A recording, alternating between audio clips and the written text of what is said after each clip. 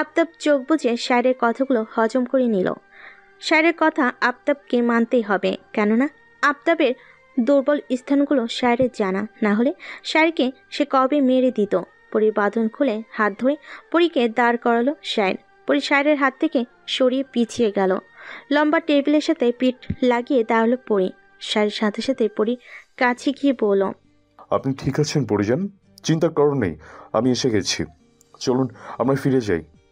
পরিমিত ধাক্কা দিয়ে শায়েরকে দূরে ঠেলে সরিয়ে দিল, বলল, ছবেন না আমাকে। আপনি যে হাত দিয়ে আমাকে হত্যা করতে চেয়েছিলেন সেই হাত দিয়ে স্পর্শ করবেন না আমাকে। সে নওশাদের দিকে তাকালো, সাথে নওশাদের চোখের ভাষাও বুঝে গেল। নওশাদ পরীকে সব সত্য জানিয়ে দিয়েছে, তাই শায়ের শান্ত স্বরে বলল, যা বলার বাড়িতে গিয়ে বলবেন, আপাতত এখান থেকে চলুন। এবার পরী প্রতিক্রিয়া করে না, চুপচাপ পা বাড়ে শায়েরের সাথে। কবির বসা থেকে উঠে দাঁড়ালো। গলায় হাত দিয়ে রক্ত দেখে সে রেগে গেল ভীষণ, কিন্তু এই রাগটা যেন চিরকালের জন্য থেমে গেল, কারণ আচমকে কবিরের গলার ভেতর ছুরি গেঁথে দিয়েছে পরী। শ্বাস টেনে নিতেও পারল না কবির, মেঝেতে ধপাস করে পড়ে গেল। গলা দিয়ে বয়ে গেল রক্তস্রোত। পরী শান্ত মেজাজে কবিরের গলায় ছুরি বসিয়েছে, যা কারোর মাথায় আসেনি, এমনকি শায়েরেরও না। নওশাদ ভেবেছিল এত কিছু জানার পর পরী ভেঙে পড়বে, কিন্তু তা সম্পূর্ণ ভুল প্রমাণিত করে পরী নিজেকে আরও শক্তিশালী করে দাঁড় করিয়েছে। যখন টেবিলের পাশ ঘেঁষে পরী দাঁড়িয়েছিল, তখনই ছুরিটা হাতে নিয়েছিল এবং সুযোগ বুঝেই কাজে লাগিয়েছে। কবিরকে আঘাত করে পরী আর এক মুহূর্ত দেরি না করে পা বাড়ালো নওশাদের দিকে। তবে নওশাদ একটু দূরে থাকার কারণে সে সতর্ক হয়ে গেল। সে নিজেও পরীকে জাপটে ধরে টেনে সবার থেকে দূরে নিয়ে আসে, কিন্তু পরী হাত পা ছুটোছুটি করছে। শায়ের বলল, ছুরিটা ফেলে দিন পরিজান, আপনার লেগে যাবে, একটু শান্ত হন। আফতাব চেঁচিয়ে বলে, ছাড়ুন আমাকে। ওকে না মারতে পারলে আমার রক্ত ঠান্ডা হবে না। এখনো সময় আছে সাহেব, পরীকে শেষ করে দাও, নাহলে ও তোমাকেও ছাড়বে না। আফতাবের কথাতে পরী স্থির হয়ে গেল। হাত থেকে ছুরিটা আপনা আপনি পড়ে গেল। সে বলল, কেমন পিতা আপনি যে নিজ কন্যাকে হত্যা করতে চাইছেন? আমি তো আপনার কোনো ক্ষতি করিনি, তাহলে আমার উপর আপনার কিসের ক্ষোভ?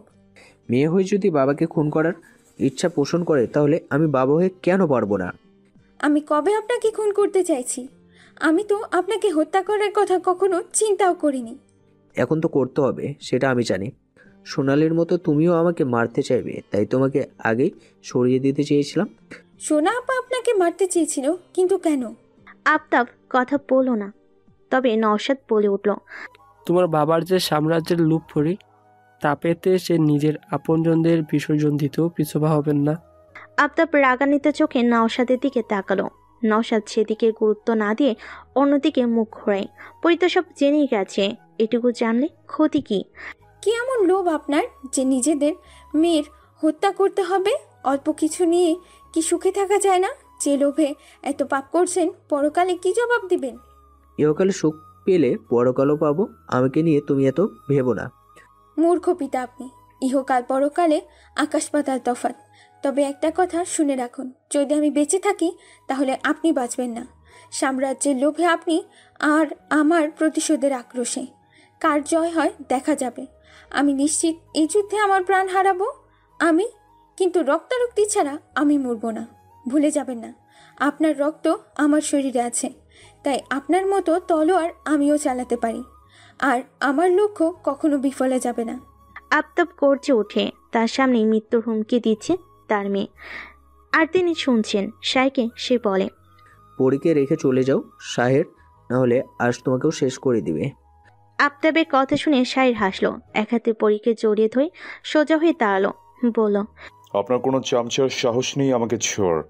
এসব বলে নিজেকে হাসির পাত্র বানাবেন না। চলুন পরিজান, আমাদের যেতে হবে। শায়ের পরীর হাত ধরে সবার সামনে দিয়ে বাগান বাড়ি ত্যাগ করলো। সব রক্ষীরা শায়েরকে আটকানোর পরিবর্তে তাকে যাওয়ার রাস্তা করে দিল। কিছুটা দূরে এসে পরীর শক্তি যেন সব শেষ হয়ে গেল। সে মাটিতে বসে পড়ল। শায়ের পরীর হাত ছেড়ে দিল। পরী চিৎকার করে কাঁদছে। বোরকার নেকাপটা টেনে খুলে ফেলেছে সে। জীবনে এতগুলো বছর সে ভুল মানুষদের সাথে কাটিয়েছে, সেটা ভাবতেই ঘৃণা বাড়ছে ওর। মাটিতে বসে সে হাত পা ছুঁড়ছে আর কাঁদছে। জ্যোৎস্নার আলোতে ভরে গেছে চারিদিক। চাঁদের আলো সবারই প্রিয়, কিন্তু সময় যেন সব কিছুতেই আজ বিষ ঢেলে দিয়েছে। কিছুক্ষণ ওভাবে বসে থেকে উঠে ছুট লাগালো পরি। স্যার পরীকে দাঁড়াতে বলছে আর ছুটছে। পরি ছুটে গেল সোনালির কবরের কাছে। কবরের মাটি আঁকড়ে ধরে মাথা রাখে মাটিতে। এই রাস্তা দিয়ে কত চলাফেরা করেছে, অথচ পরি জানতেও পারল না এই কবরটি ওর প্রিয় মানুষটার। রাখাল কদম গাছের সাথে হেলান দিয়ে বসেছিল। পরীকে এইভাবে কাঁদতে দেখে সে হতভম্ব হয়ে গেল। হামাগুড়ি দিয়ে এসে পরীর পাশে বসে ওকে দেখার চেষ্টা করে। পরী আগের মতোই কাঁদছে। রাখাল পরীকে মৃদু ধাক্কা দিতে দিতে বলে, কান্দাস কেন তো? রানীর ঘুম ভাঙা যাইব? পরী মাথা তুলে রাখালের দিকে তাকালো। সঙ্গে সঙ্গে ঠোঁট ভেঙে আবারও কেঁদে উঠল। সে বলল, আপার ঘুম কখনোই ভাঙবে না। যদি কাঁদলে ঘুম ভাঙতো তাহলে বিশ্বাস করো আমি অনেক কাঁদতাম। তুমি কেন আপাকে বাঁচাতে পারলে না? আমার আপা কত কষ্ট নিয়ে দুনিয়া ছাড়লো। রাখাল পরীর কথার অর্থ বুঝলো না, বোঝার চেষ্টাও করলো না। সে আপন হস্তে সোনালি কবরে হাত বুলাচ্ছে। কোন পাপের শাস্তি তুমি পেলে আপা? ওই পিশাচগুলো তোমাকে অনেক কষ্ট দিয়েছে। আমি তোমার কবরের মাটি ছুঁয়ে প্রতিজ্ঞা করছি, শেষ নিঃশ্বাস ত্যাগ করার আগ পর্যন্ত আমি ওদের শাস্তি দেওয়ার চেষ্টা করব। আর যাই হোক না কেন, নওশাদকে না মারা পর্যন্ত আমি শান্ত হব না। তোমার মৃত্যুর প্রতিশোধ আমি নিবই। মৃত্যুর পরেও বিধাতার কাছে আর্জি জানাবো তোমার হত্যাকারীর শাস্তির জন্য। চোখের পানি দু হাতে মুছে নিল পরী। শক্ত কণ্ঠে বলল, দোয়া করো আপা, তোমার পরি যেন সব কাজে সফল হয়। তোমার ছোট্ট পরি আজ অনেক বড় হয়ে গেছে, ভালো খারাপ আজ বুঝেছে, প্রতিশোধের মানে জানে। তোমার পরি কখনো ভেঙে পড়েনি আর ভাঙবেও না। তোমার পরি হাসতে হাসতে মৃত্যুকে বরণ করে নেবে। আবার চোখ মুছে উঠে তাহলে পরী পেছনে ফিতে সে শায়রকে দেখল। শায়র এতক্ষণ পরীর কথা শুনছিল। পরীর চাহনি স্থির। শায়র তা অন্ধকারে উপলব্ধি করতে পারল না। তবে শায়র এটা বুঝতে পারল যে আজকের পরী সম্পূর্ণ নতুনভাবে তৈরি। শায়রের জন্য তার মনে একটুও ভালোবাসা নেই। শায়র পরীর দিকে এগোলো না, পরী নিজেই আসলো। জমিদার বাড়ির দিকে যাচ্ছে পরী। শায়র বলে উঠল, ওখানে যাবেন না পরিজন, আমার সাথে ফিরে চলুন। ফিরে তাকালো পরী। আপনার ভাবনা অসাধারণ, কিন্তু আমি ফিরে যাব না। আমার প্রতিশোধ না নিয়ে আমি কোথাও যাব না। আপনি একা একটা মেয়ে হয়ে ওদের সাথে কিছুতেই পারবেন না। সেটা আমি জানি, তবুও প্রতিশোধ না নিয়ে আমি পিছু পা হব না। আপনি চলে যেতে পারেন। আপনাকে ছাড়া আমি থাকতে পারবো না পরিজন। চলুন আমরা অনেক দূরে চলে যাই, আমরা ভালো থাকবো সেখানে। বাহ, কত সহজে কথাগুলো বলে দিলেন। আপনার মতো পাপিষ্টিরা সব কিছুতেই সহজভাবেই নেয়, কিন্তু আমার পক্ষে তা মেনে নেওয়া সম্ভব না। আমার ভালোবাসা দেখেছেন, কিন্তু এবার আমার ঘৃণা দেখবেন। আপনার পরিজন আপনাকে কতটা ঘৃণা করে তা এবার আপনি দেখবেন। শায়র পরীর কাছে আসলো। পরীর হাত দুটো নিজের বুকে চেপে ধরে বলল, আমি দোষী, আমি পাপী, আমি শাস্তির যোগ্য। আপনি আমাকে শাস্তি দিন, আমাকে জড়িয়ে ধরেই শাস্তি দিন। আমি সব কিছু মাথা পেতে নেব, কিন্তু আমার থেকে দূরে সরে যাবেন না। পরী ধাক্কা দিয়ে সরিয়ে দিল শায়রকে। চিৎকার করে বলল, আপনার ছোঁয়া বিষাক্ত লাগছে আমার কাছে। আমি মানতে পারছি না আপনিও সবার মতো আমাকে মারতে চেয়েছিলেন। যদি আমাকে মারতেই চান তাহলে আগেই মেরে ফেলতেন। কেন আমার ভিতরে ভালোবাসার জন্ম দিলেন? আমার অনুভূতির সাথে নোংরামো করলেন। অনুভূতি ভালোবাসা কখনো নোংরা হয় না পরিজন, নোংরা হয় মানুষ। আমার ভালোবাসা নোংরা না পরিজন। শায়রের কথার পিঠে কথা না বলে পরী হেঁটে চলল। শায়রও পরীর পিছু ছুটল। অন্দরের উঠোনে এসেই বোরকাটা ছুঁড়ে ফেলে দিল পরী। মালা এখনও বারান্দায় বসেছিল। পরীকে নিয়ে যাওয়ার পর মালা আর নিজ ঘরে যায়নি। পরীকে দেখে মালা ছুটে এলো। মেয়ের দুগালে হাত রেখে সারা মুখে চুম্বন করে মুখে জড়িয়ে ধরল। মায়ের উষ্ণতা পেয়ে পরীর চোখে জলে বুক ভাসালো। মালা কেঁদে যাচ্ছে। পরীকে জড়িয়ে ধরে রূপালী নিজ ঘর থেকে দৌড়ে এসে মালাসহ পরীকে জড়িয়ে ধরে। তিনজন মিলে অশ্রু বিসর্জন দিচ্ছে। ভারী হয়ে উঠেছে সারা অন্দর। রূপালী নিজের চোখ মুছে বলে, পরি, তুই শায়েরের সাথে চলে যা, ভালো থাকবি। আমি যাব না আপা, ওদের শাস্তি না দিয়ে যাব না। কার সাথে যেতে বলছো আমাকে? যে কিনা আমাকে খুন করার জন্য বিয়ে করেছে। আমি জানি সব, কিন্তু বিশ্বাস কর, শায়ের তোকে বাঁচানোর জন্য মিথ্যে বলে তোকে বিয়ে করেছে। ও তোকে ভালোবাসে অনেক, তুই ওর সাথে ভালো থাকবি। পরে রূপালীর কথার পিঠে কথা না বলে কুসুমকে ডাকলো। কলপারে গিয়ে কুসুমকে বালতি ভরতে বলে নিজ কক্ষে চলে গেল। কিছুক্ষণ পর পরি কলপারে গিয়ে বসলো। কুসুম তখনও ছিল ওখানে। পরি কুসুমের দিকে তাকিয়ে বলল, আমি না বলা পর্যন্ত তুই এখানেই থাকবি। কুসুম মাথা নাড়ে। পরীকে আজ ভয়ঙ্কর সুন্দর লাগছে কুসুমের কাছে। ভেজা চুলগুলো লেপ্টে আছে ঘাড় গলা দিয়ে। ঠান্ডা পানি শরীরে পড়তেই কেঁপে কেঁপে উঠছে পরি। ঠোঁট দুটো নীল হয়ে আসছে। তবুও ইচ্ছে মতো পানি ঢেলে শান্ত হলো পরি। ভেজা কাপড় ছেড়ে সিঁদুর রাঙা শাড়ি গায়ে জড়িয়ে ঘরে গেল।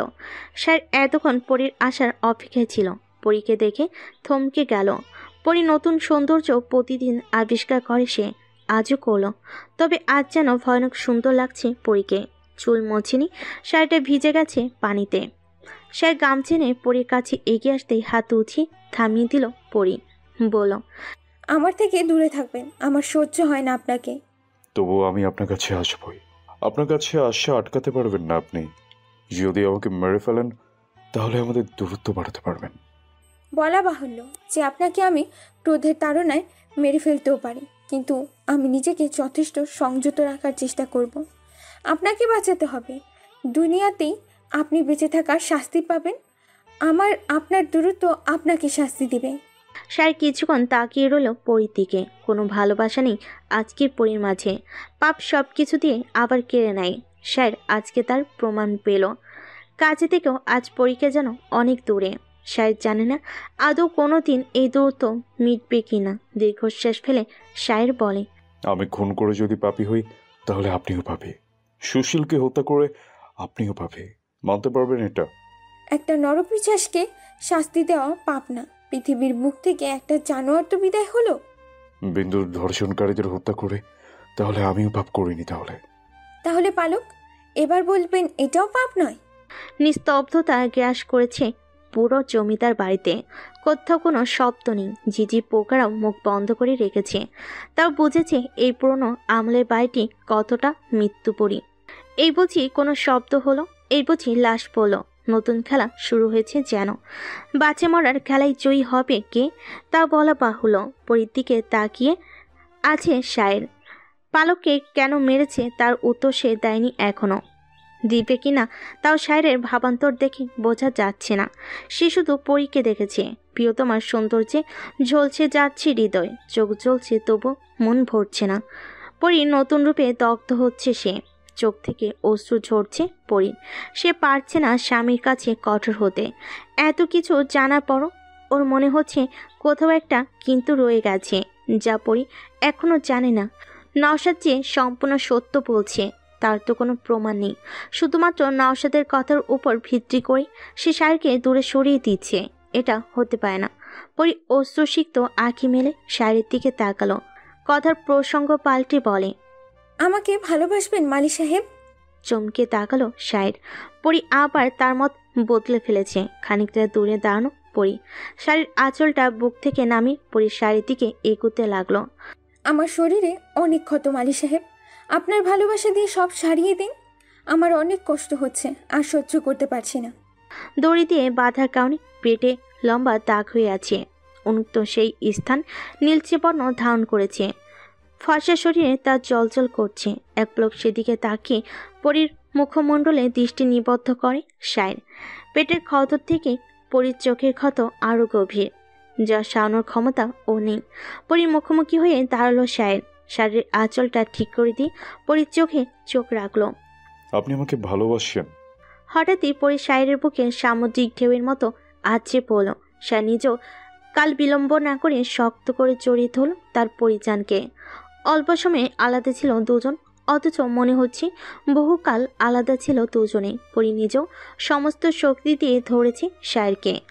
ওরা দুজনেই খুব ভালো করে জানে ওরা একে অপরের থেকে দূরে থাকতে পারবে না কখনোই। শায়ের যত অন্যায় করুক না কেন পরি ওকে ছাড়তে পারবে না। আপনি কি সত্যি পালককে হত্যা করেছেন? শায়ের বুকে মুখ গুজে বলে উঠল পরি। শায়ের দেরি না করে জবাব দিল, আপনাকে মিথ্যা বলার সাহস আমার নেই পরিজন। হ্যাঁ, আমি পালককে মেরেছি। শায়ের বন্ধন থেকে নিজেকে মুক্ত করে পরি। চোখের জল মুছে বলে, কেন মেরেছিলেন তাকে? সে কি ক্ষতি করেছিল আপনার? আপনার আমার মাঝে তৃতীয় ব্যক্তি আমি পছন্দ করি না, তাই পালককে মরতে হয়েছে। শুধু তাই নয়, শেখরকেও রাখিনি, ভবিষ্যতেও কাউকে আসতে দেব না। বেশ শান্ত স্বরে জবাব দেয় শায়ের। এতে কিছুটা রেগে গিয়ে পরি বলে, এই জন্য আপনি পালককে মারবেন কেন? ভালোবাসা চাওয়া কি অপরাধ? আপনিও তো বলেছিলেন মেয়েরা ফুলের মতো, তাদের শুধু ভালোবাসার জন্য সৃষ্টি করা হয়েছে, লড়াই করার জন্য নয়। তাহলে আপনি কেন মারলেন তাকে? আমি তার সাথে লড়াই করিনি, তাকে তার প্রাপ্যটুকু দিয়েছি।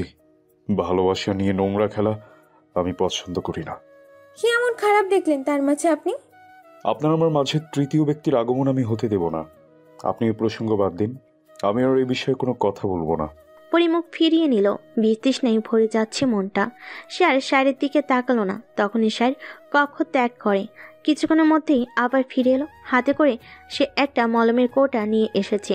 কাছে এসে পরি হাত ধরে বলে, এদিকে আসুন, মলম লাগিয়ে দিচ্ছি।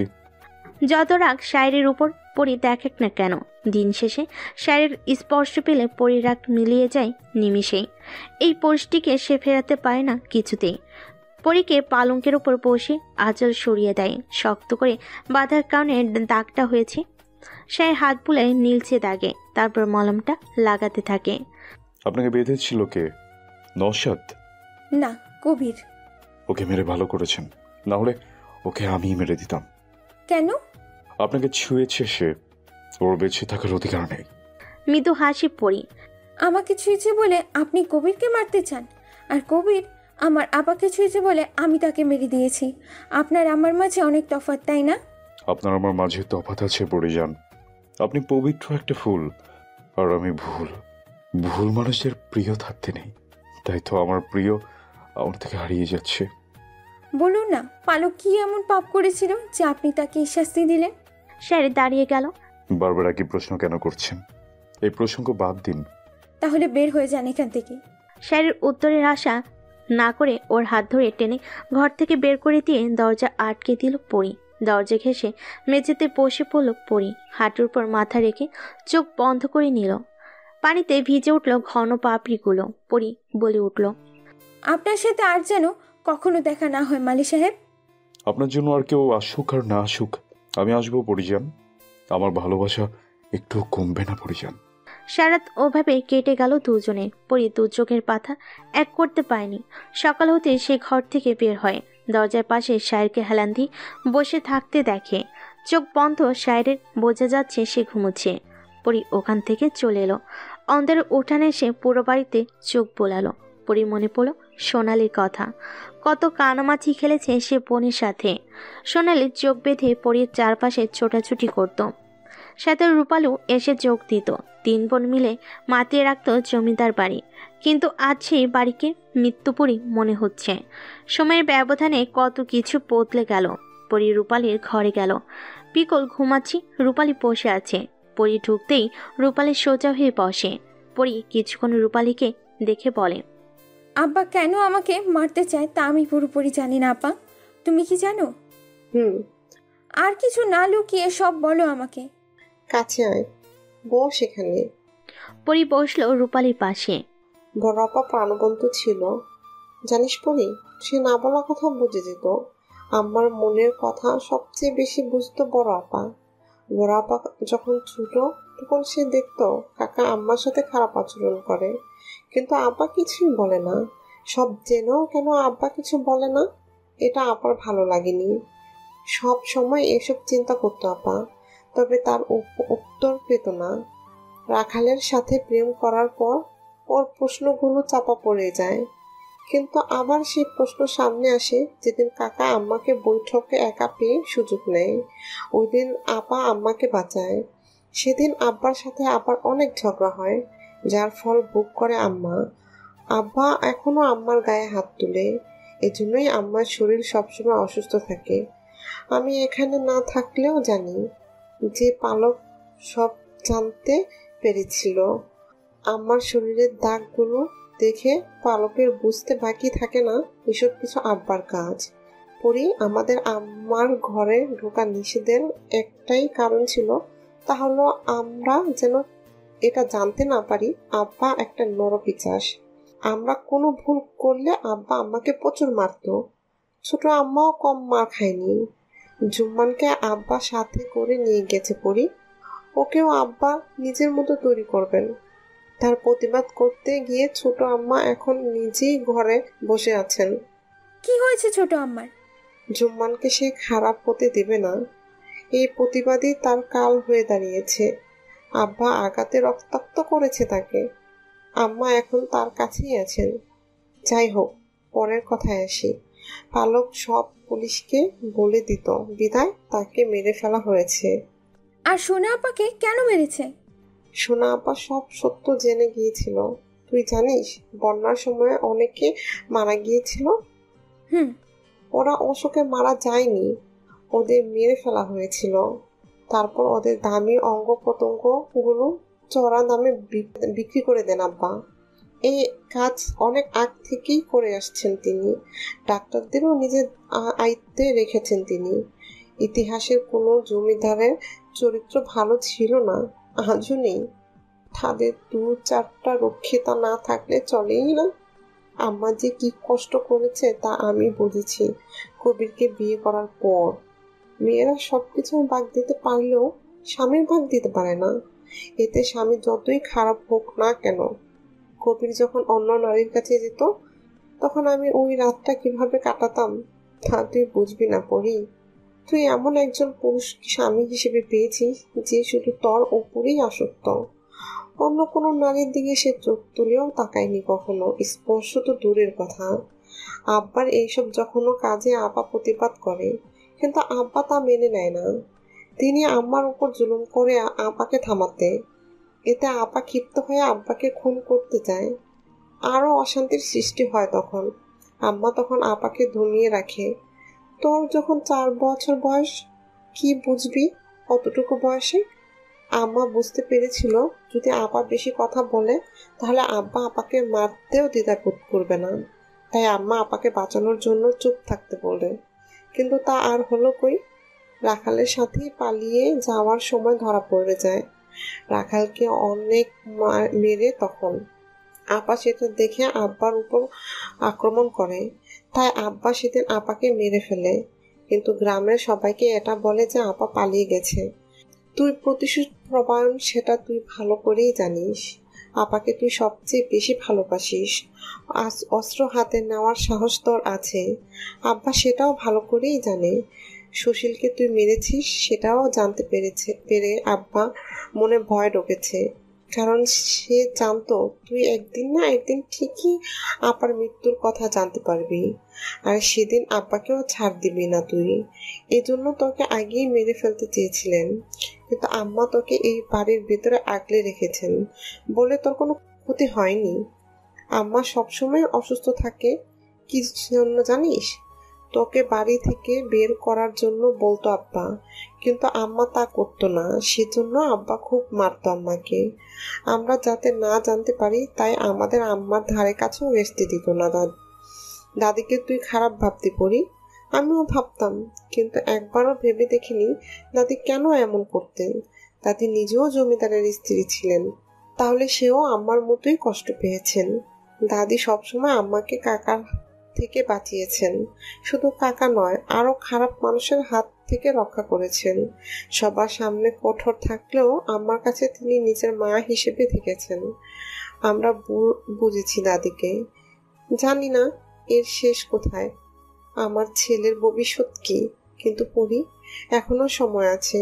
শায়েরের সাথে চলে যা, তুই ওর সাথে ভালো থাকবি। পরি উঠে দাঁড়ালো, বলল, একটা অপরাধীর সাথে আমি যেতে পারবো না। আব্বার সাথে সেও অপরাধ করেছে, শাস্তি তো তারও প্রাপ্য। শায়ের এতটা পাপ করেনি যা ক্ষমার অযোগ্য। তুই পারবি ওকে ক্ষমা করতে? তাকে শাস্তি পেতে হবে, তাহলেই সে ক্ষমা পাবে।